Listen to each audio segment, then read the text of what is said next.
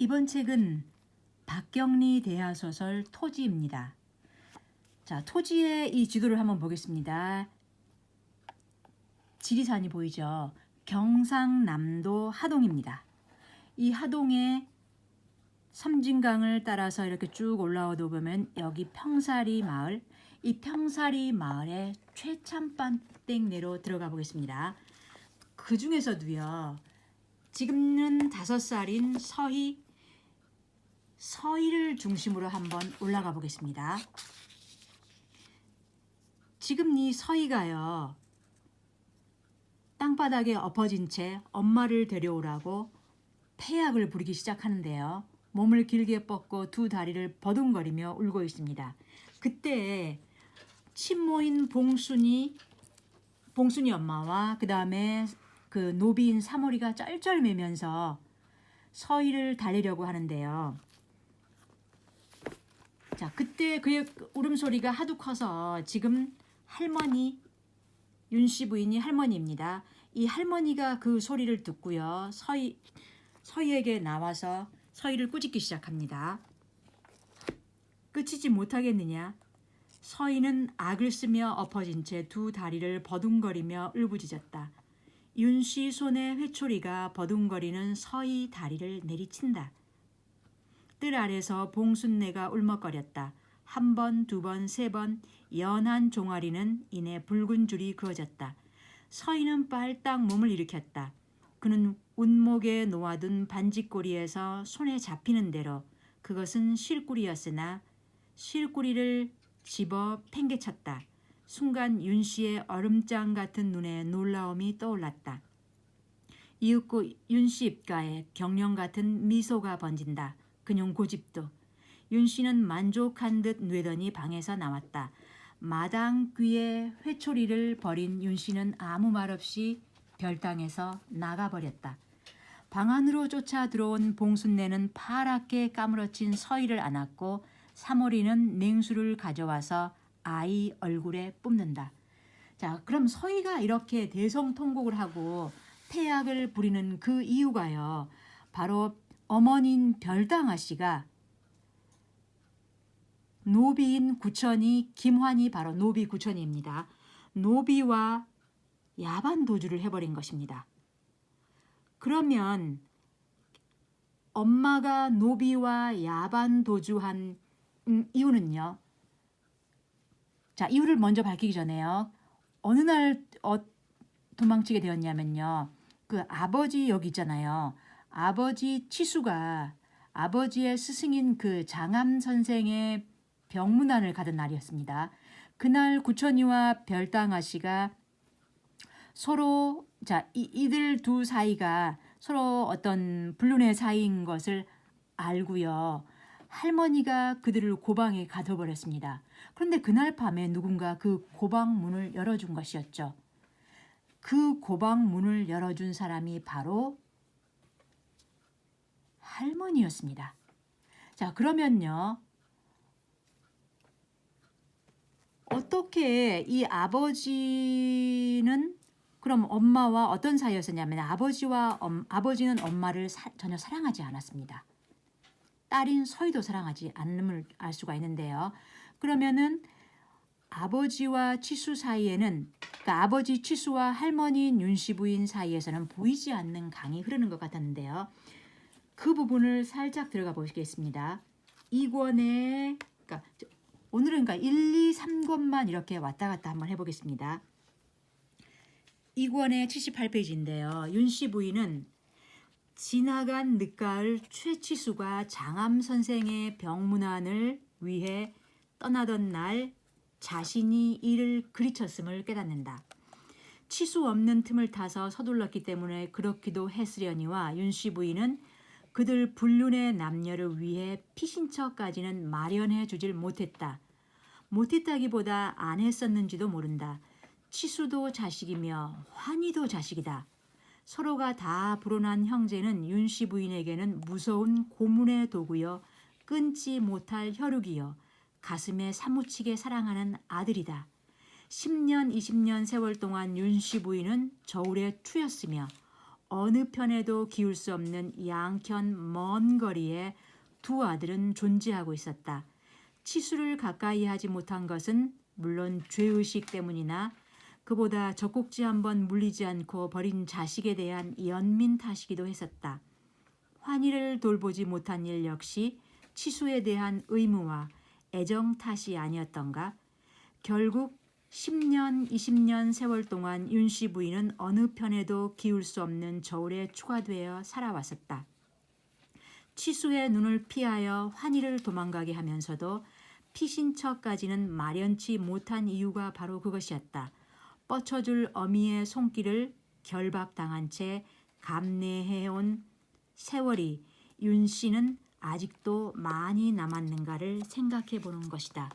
자, 그럼요. 여기에서 바로 지금 아버지도 할머니의 아들이지만 이 도망친 노비 김환 구천이도 할머니의 아들인 것을 지금 알 수가 있죠. 그러면 자, 당연히 할아버지가 있겠죠. 그러면 윤씨 할머니 사이에서 태어난 이 김환은요, 바로 동학의 대주 김계주와 사이에서 태어났습니다. 그럼 어떻게 해서 이 동학의 거두인 이 김계주와 이 사이에서 이런 관계가 어떻게 나왔느냐 하면요. 그 동학이 일어난 때 동학이 바로 1894년이었죠. 그러니까 동학은요. 그러니까 여기에서 지금 우리가 이 박경리 작가가요. 얼마나 그 시대 그 동학이나 그 다음에 그 노비 해방이나 그 다음에 천주교 학살 그 전에 일어났던 그러한 것들을요. 이 책에서 얼마나 잘 녹여내고 있는지를 이 책을 읽어 나가면서 볼 수가 있는데요. 그러니까 이 동학은 나중에 그 경상도, 전라도, 충청도, 경기도까지 쭉 퍼지잖아요. 그리고 그러니까 원래 동학이라는 것은 그 외세에 대한 농민의 반감과 그 다음에 그 농민층의 생활의 파탄, 그리고 그 지방관의 수탈과 심화, 그러한 것들이 뒤섞여 있는 거죠. 그리고 그 1차 봉기 때 정부가 요청으로 그 청의 군대들 불러들이고 그리고 일본 군대가 들어오게 되고 그리고 2차 농민봉기 그 공주 우금지 전투에서 그 패배를 했던 것이죠. 그런 것들을요. 잘 녹여내고 있습니다. 자, 그러면요. 그럼 그 동학이 그 해에요. 어떤 일이 생기냐면요. 그러니까 동학 이듬해에 타관에서 이 청년이 그러니까 21~22살 된 이 김환이라는 이 청년이 머슴살이를 하겠다고 들어옵니다. 그때 할머니가 그 결정을 하는데요. 예스로 결정을 하는데요. 이 김환은 이 집에 들어왔을 때 그는 전혀 이름도 뭐도 없다. 오로지 그가 무주 구천동에서 온 내력을 얘기합니다. 그래서 그를 구천이라고 부르고 3년 동안 머슴을 살면서 그러다가 바로 별당아 씨와 사랑하게 되고 이런 사건이 일어난 것이거든요. 그러면 또 김계주는 누구였었냐면요.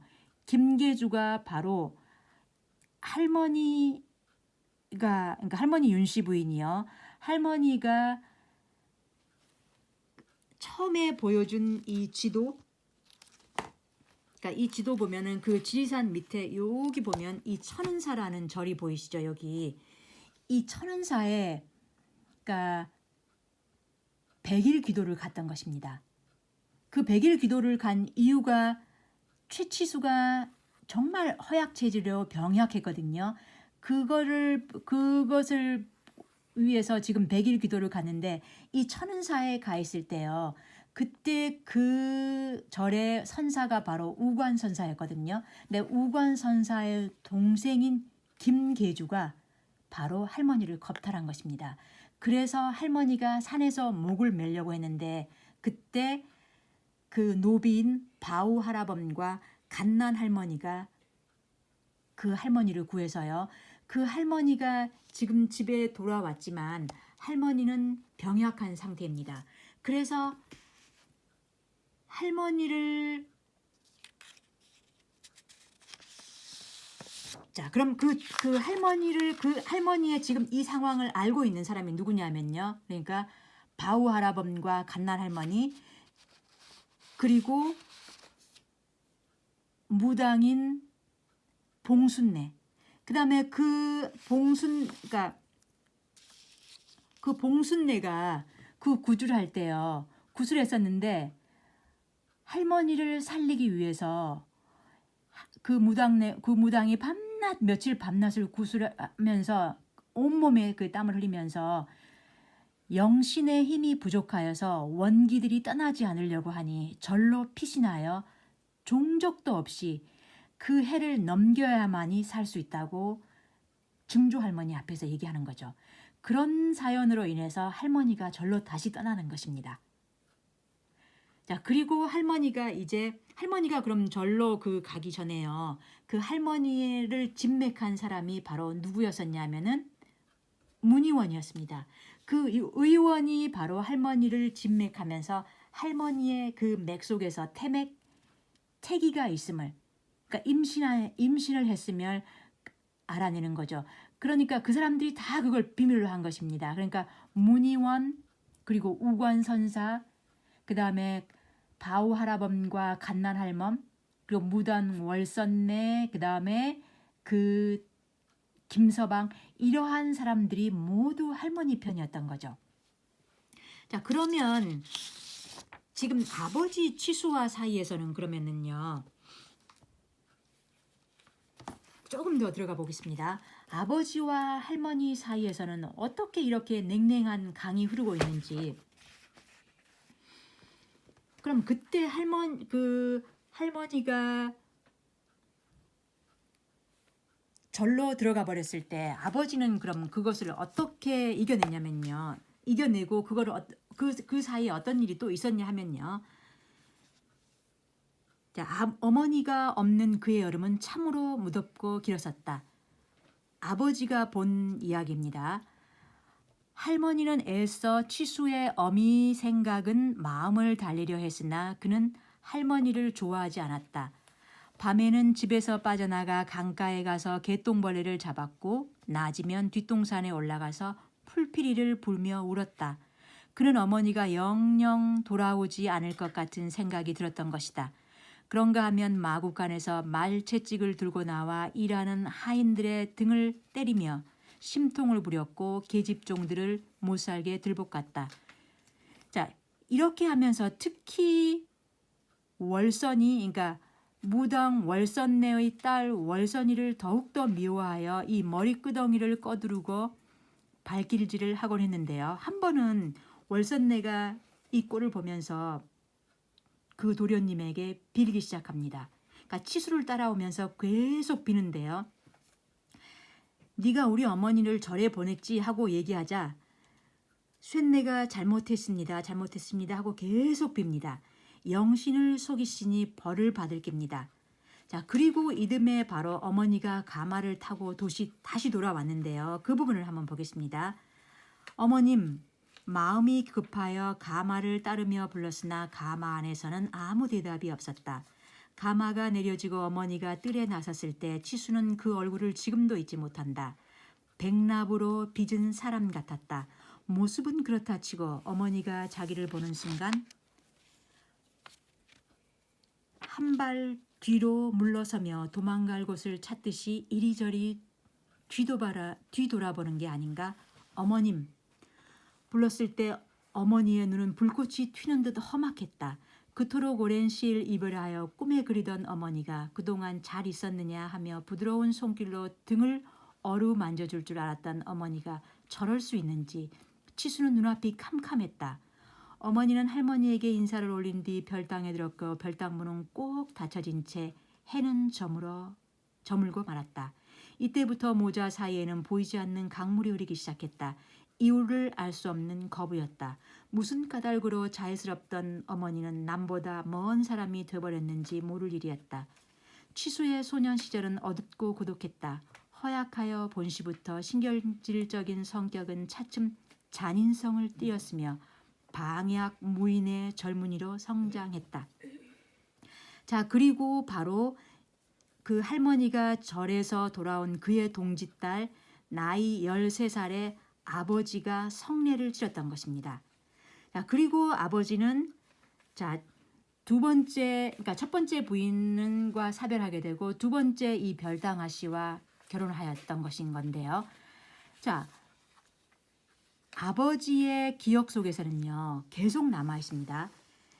자, 절에서 내려오던 날 백납으로 빚은 것 같았던 어머니의 모습과 그 험악했던 눈빛, 가장 짙게 남아있던 기억이었다. 문희원과 우관선사 바우내외와 월선내, 이 바우내외와 월선내에게는 어머니에 대한 의문점을 물어보고 싶은 충동을 여러 번 받았으며 문희원과 우관선사에 대해서는 그 자신도 이해하기 어려울 만큼 적의 없이 그들 모습을 떠올릴 수가 없었다. 이 날부터 어머니와 할머니 사이에서는 남보다 먼 사람이 되어버렸을지도 모를 일이다. 그것처럼 보이지 않는 강물이 계속 흐르기 시작했다. 죽을 때까지 이어집니다. 자, 그러면요. 지금 누가 들어와 있냐면요. 이 조중구가 또 누구냐면요. 그러니까 서희의 증조 할머니 조씨 부인의 남매 조 누구가 있었겠죠. 거기에서 바로 이 태어난 이 조중구는 서울에서 내려왔는데요. 개명한 양반, 그러니까 여기서 개맹한 양반 이런 식으로 표현됩니다. 이 조중구는 그럼요. 조중구는 지금 왜 이곳에 이 채씨 집안에서 지금 머무르고 있느냐면요. 그는 다 망했습니다. 그래서 지금 이 집안에서 뭔가 뜯어낼 심산으로 지금 들어와 있는데요. 그래서 조중구가 그 마을 사람들 사이에 평살이 이 마을 사람들 사이에서 뭔가 자기의 아군을 만들려고 이 마을을 들락달락 하면서요. 그 중에 그 평산이라는 사람, 김평산의 마음속에 어떤 그 생각을 심어주느냐 하면요. 바로 치수를 살인하라는, 그러니까 치수를 살인하면 이 만석군 땅에 이 만석군의 이 재산이 너에게 떨어지지 않겠느냐. 조금은. 그런 그 생각을 심어줍니다. 그리고 마을 사람들 사이에 이렇게 돌아가면서 뭔가 아군을 만들려고 하는, 그러면요. 어떻게 이 만석군의 그 땅을 바라보는 그들의 심리는 그럼 또 어떤 것일까요? 그 만석지기가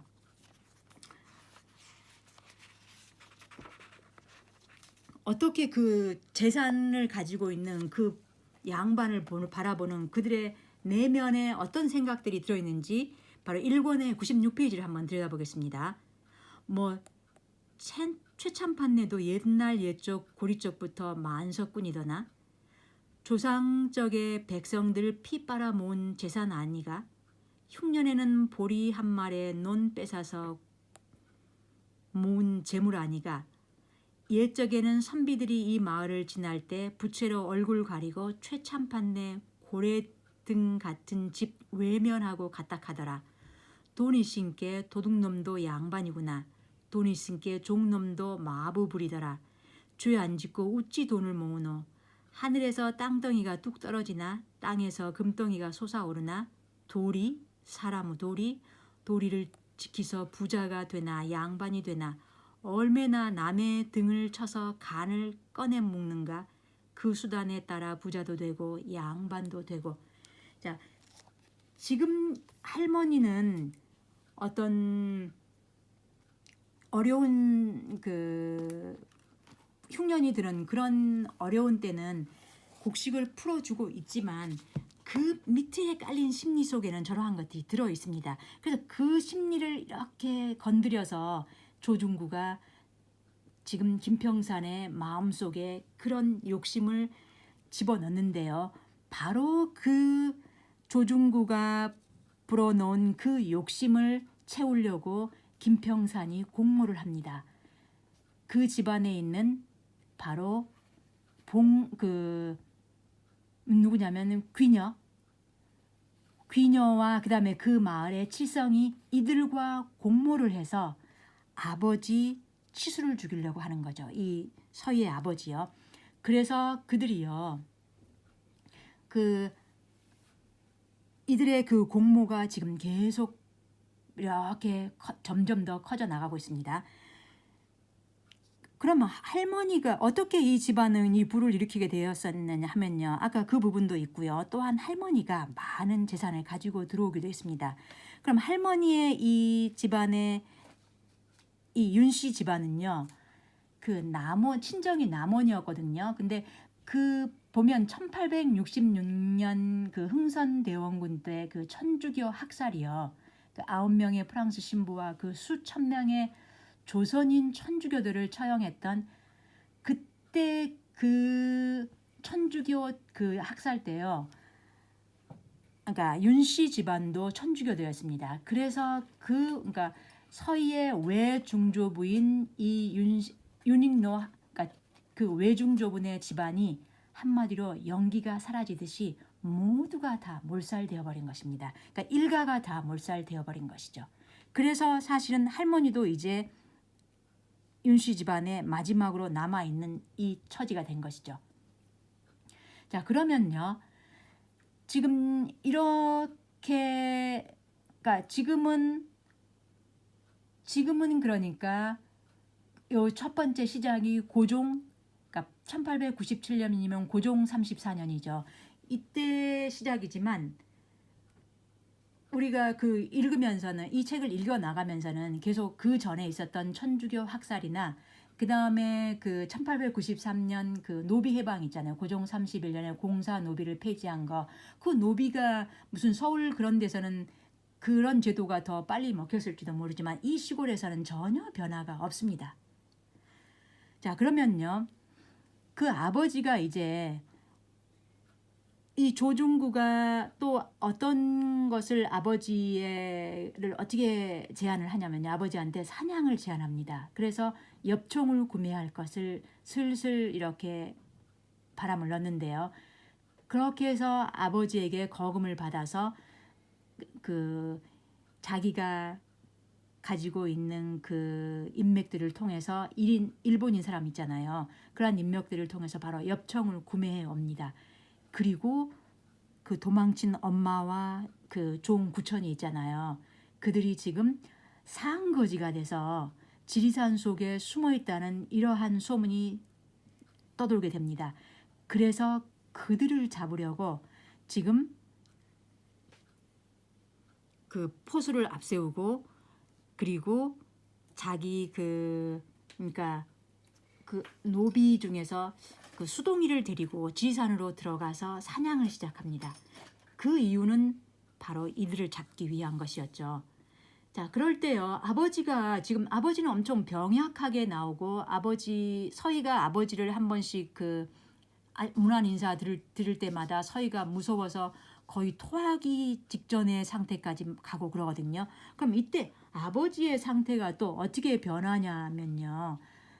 2권의 201페이지로 한번 들어가 보겠습니다. 아버지가 자기 부인과 노비가 도망쳤다는 그래서 그들을 잡으러 가는 그 부분에 대한 것도 한번 읽어보면요. 아버지가 어떻게 변하냐면요. 지산에서 이제 그 구천이를 발견하는데요.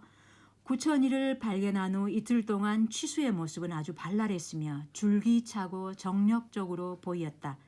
겨우 초당과 사랑 사이를 오가며 말벗도 별로 없이 폐쇄되고 나태하고 병약하여 파랗게 썩어서 고여있는 연못물 같았던 생활을 해온 최취수가 옷이 젖도록 땀을 흘렸으며 팽팽하게 긴장된 피부, 상기된 분홍빛 혈색, 눈은 햇빛을 받아 보석처럼 빛나고 슬기로워 아름답기조차 했던 그 모습에는 초조함이 없었다. 권태로워 보이지 않았다. 냉소를 띠지도 않았다. 생명이 타는 아름다움이 있었다. 시간을 잊을 수 있었던 희열이 있었다. 그러나 타고난 성격 때문에 보다 불행했었던 사나이가 겹겹이 쌓인 울타리 안에 고래등 같은 지붕 밑에서 잠이 오지 않는 한밤중이면 허공에다 주먹질을 하며 혼자 미치곤 했었는데 팽팽했었던 이틀을 보내고 하산을 생각해 보는 지금 썩어서 고여있는 연못물 같은 망상이 다시 비상같이 핏줄을 타고 돌아오고 있었다. 자, 이 아버지가 이렇게 변해가죠. 자, 아버지는 그러나 이제 돌아와서요. 집으로 돌아와서요. 바로 그 금음날 온 집안이 분주함을 피해서 초당에서 잠이 들어 있었는데 그날 밤 초당에 불이 나서 아버지가 목숨을 잃습니다. 근데 그 짓은 바로 그 마을의 미친년이라고 불리우는 또출레의 짓이었으므로 밝혀지는데요. 그런데 아버지는 삼끈에 목이 졸려 타살된 것으로 밝혀지는데요. 할머니는 그건 미친 여자가 했다고 볼 수 없는 어떤 계획된 범행인 것 같다. 그래서 할머니는 또출레가 죽였을 리 없다. 이건 분명히 어떤 계획이 숨어 있다고 생각하고 그 하인 한 명 한 명을 의심의 눈초리로 보기 시작하는데요. 그때 봉순내를 부르게 되는데 봉순내는 귀녀를 추궁해보라는 그러한 어떤 비침, 어떤 넌지시 비치는데요. 귀녀를 추궁한 결과 그녀가 임신해 있음을 알게 되고요. 그녀는 그가 바로 임신한 그 씨앗이 최치수가 그 자기에게 씨앗을 줬다 이렇게 얘기합니다. 그러나 할머니는 그녀를 고방에 가두고요. 왜냐하면은 할머니와 아버지와 할머니 사이가 틀어지면서 아버지는 서울로 올라가서 방탕한 생활을 계속했었습니다. 그리고 문희원이 그를 거의 죽어가는 그를 살려냈거든요. 그러면서 그가 뭐라고 얘기하냐면 씨앗이 없는 줄 너는 몰랐더란 말이냐 이러면서 그 계속 추궁한 결과 귀녀가 다 털어놓게 됩니다. 그러니까 그가 김평산이하고 짰고 그리고 칠성이가 그러니까 칠성이의 씨앗을 받았으며 그러한 것들이 다 밝혀지면서요. 그러한 것들이 다 밝혀지면서 바로 한바탕 이 집안의 이 전체 마을에 아주 엄청난 피바람이 부는데요. 왜냐하면은 그 살인의 사건과 관련돼서 여러 사람이 죽고 떠나고 이런 이야기가 있는데 너무 이야기가 커져서 그 부분은 그냥 줄이겠습니다. 자, 그리고 나서요. 이제 엄청난 그 죽음이 몰아닥치는데 그 이유는 바로 그러니까 서희가 지금 이제 9살이 되면서요. 할머니가 어느 날 나들이를 하자고 합니다. 그 나들이는 뭐냐면 9살인 서희를 데리고 너의 땅을 보아라. 할머니가 너의 땅을 눈여겨보아라 하고 지금 가마를 그러니까 할머니도 앞에 가마를 타고 그리고 서희가 가마를 타고 그리고 그 만석군 땅을 쭉 두루 살피는 것입니다. 그러니까 그 만석군 땅을 두루 살피고 돌아온 그 다음에 바로 그러니까 그때가 1902년이라고 보면 됩니다. 그때 괴질 호열자가 그러니까 콜레라가 번지는 것이죠. 자, 그때요. 그럼 한번 그 할머니가 그 나들이를 갔던 그 부분이 3권의 126페이지에 그 부분을 잠깐 또 한 번만 들여다보겠습니다.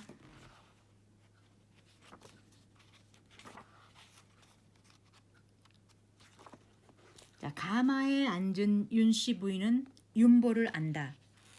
동학군을 따라다녔던 일도 알고 있었다.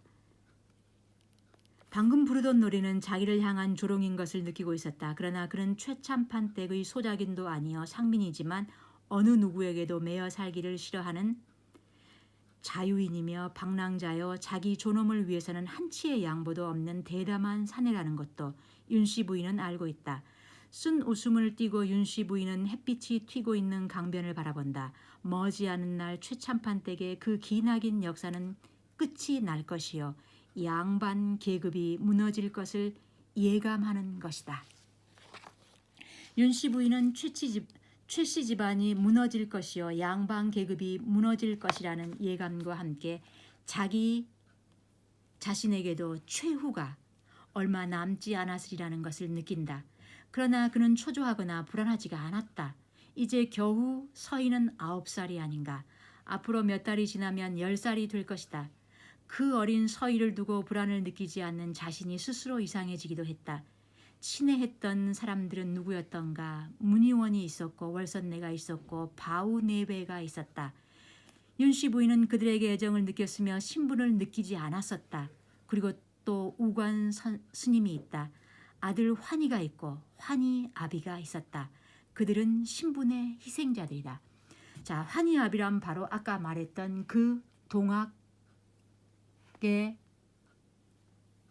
동학에서 그 활동했었던 그 이름이 누구였었죠? 김계주죠. 김계주가 죽었다는 소식을 듣죠. 왜냐하면 김계주는 동학의 거두였으니까 전주 가명에서 효수되거든요. 그러니까 처형당한 거거든요.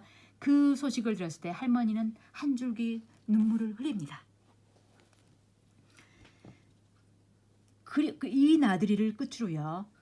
그 다음에 그러니까 그 호열자를 첫 번째 그 병의 희생자가 된 것이 김서방이었고요.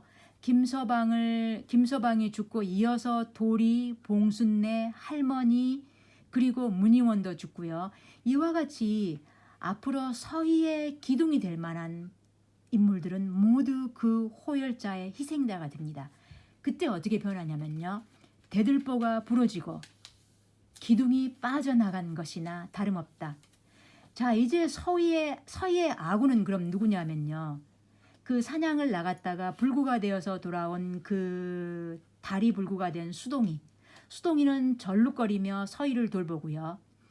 그리고 이제 10대에 갓 들어선 바로 서희 위에 있는 그 봉순이 그리고 그 절에서 데려와서 키운 길상이 이들만이 서희 옆에 있는 외로운 아군들입니다. 그럼 그 많은